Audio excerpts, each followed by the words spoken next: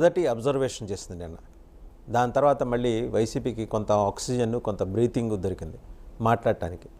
YCP వ్యవహారంలో పూర్తిగా నమ్మటానికి ఇష్టపడని హిందువులు ఈరోజు వైసీపీ మంచి స్టాండ్ తీసుకుందని అనుకుంటున్నారని వైసీపీ భావిస్తుంది. వాస్తవంగా సుప్రీంకోర్టులో అటు సుబ్బారెడ్డి గారితో పాటు సుబ్రహ్మణ్య స్వామి కూడా ఆయన పిటిషన్ వేశారు ఈ మొత్తం వ్యవహారంలో. సుప్రీంకోర్టు ఏమన్నది దాంట్లో, ఈ వ్యవహారంలో నిర్ధారణ కాకుండా ఎందుకు అలాంటి ఆరోపణ చేశారు, కోట్లాది హిందువుల మనోభావాలకు సంబంధించిన వ్యవహారం, కల్తీ జరిగింది, దాంట్లో యానిమల్ ఫ్యాట్ కలిసింది అంటూ ప్రభుత్వాన్ని ప్రశ్నించింది.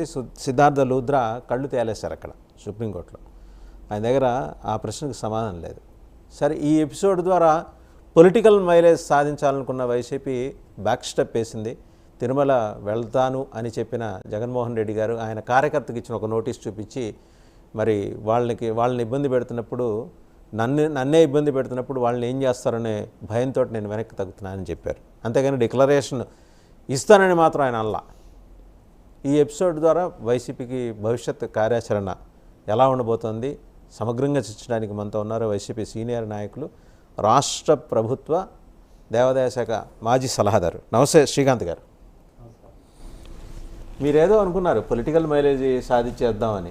ఇప్పుడు అది మీ విజయంగా ఎలా చెప్తారు? సుప్రీంకోర్టు నిన్న చేసింది ఒక అబ్జర్వేషన్ మాత్రమే. ఆయా ప్రభుత్వం వారు మీరు ఇవ్వాల్సిన ఆధారాలు ఇవ్వకుండా ఎందుకు అలా బ్లైటెంట్ స్టేట్మెంట్ ఇచ్చారు, తప్పు కదా అని మాత్రమే అంది. 3వ తారీఖు విచారణ వేసింది.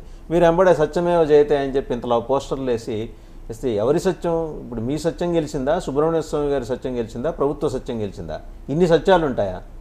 మొదటిగా మీకు 99 టీవీ వీక్షకులకు అందరికీ నా హృదయపూర్వక నమస్కారాలు తెలియజేసుకుంటూ, ఓం నమో వెంకటేశాయ.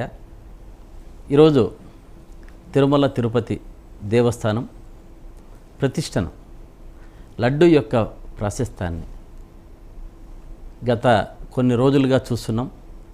చంద్రబాబు నాయుడు గారు ప్రపంచవ్యాప్తంగా లడ్డూను, స్వామివారిని చాలా అంటే నీతంగా మాట్లాడుతూ, ఏదంటే ఆయన మాటలు వెజిటబుల్ ఫ్యాట్ అని ఆయన అనడం, యానిమల్ ఫ్యాట్ అని ఆయన అనడం, దాన్ని ప్రతి ఒక్కరూ వారి యొక్క తెలుగుదేశం పార్టీ శ్రేణులంతా కూడా ఒక్కొక్కరు ఒక్కొక్క రకంగా అనరాని మాటలు అంటూ దేశంలో హిందూ సంస్కృతి సాంప్రదాయాలను కాపాడేటువంటి అందరినీ కూడా హిందూ మనోభావాలను దెబ్బతీసి చాలా మనోవేదనకు గురి చేశారు అందరినీ.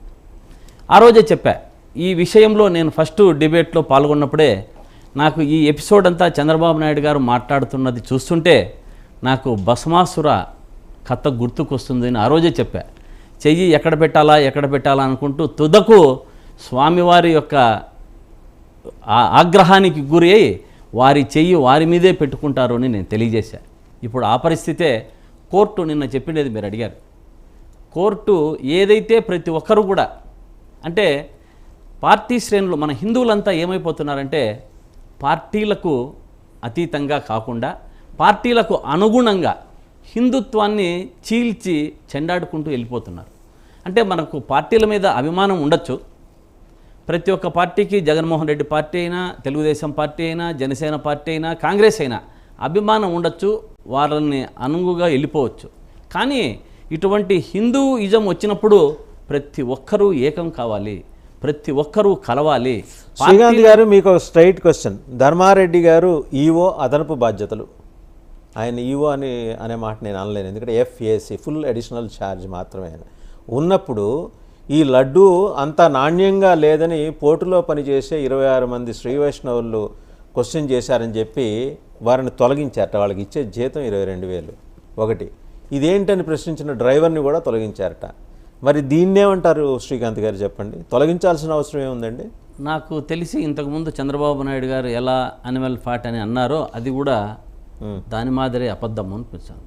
ఎందుకంటే ధర్మారెడ్డి కానీ, do you still believe Dharma Reddy garu integrity ఉన్న ఆఫీసర్ అని మీరు నమ్ముతారా? ఇంకా అంటే విధులలో ఉన్నప్పుడు వెంకటేశ్వర స్వామి మీద భక్తితో అక్కడ పనిచేసేవాడు.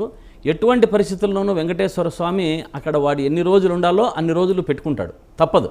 ఏ తప్పు చేసినా ఉపేక్షించాడు. ఇప్పుడు డాలర్ శేషాద్రి గారి విషయంలో చూసాం. డాలర్ శేషాద్రి గారు డాలర్లు అమ్ముకున్నారు అని ప్రతి ఒక్కరు కూడా ఆయన్ను కొంచెము ఒక ముద్ర వేసి పక్కన పెట్టేశారు. కానీ ఆయన తుది శ్వాస విడిచేంత వరకు కూడా స్వామివారి సేవలోనే అంకితమై స్వామివారికి సేవ చేశాడు. ఇప్పుడు కూడా ఈ ధర్మారెడ్డి గారు కానీ ప్రతి ఒక్కరు కూడా అక్కడ ఉన్నటువంటి ఉద్యోగస్తులంతా కూడా వారి యొక్క భక్తి శ్రద్ధలతోనే స్వామివారిని సేవ చేసుకుంటూ ఈ ఉంటారు. సమాచారం కరెక్టా కాదా ఆ విషయం చెప్పండి. ఇదైతే సమాచారం నాకైతే తెలిసి తప్పు సమాచారం ఇది. ఎవరు కూడా మనకు తెలిసిన విషయంలో లడ్డును పోటులో నెయ్యిని కానీ ఏదన్నా కానీ ముందు నేను చెప్పా, దీని గురించి మాట్లాడుకుంటూ వచ్చాం. దీనికి ఒక రిటైర్డ్ సైంటిస్ట్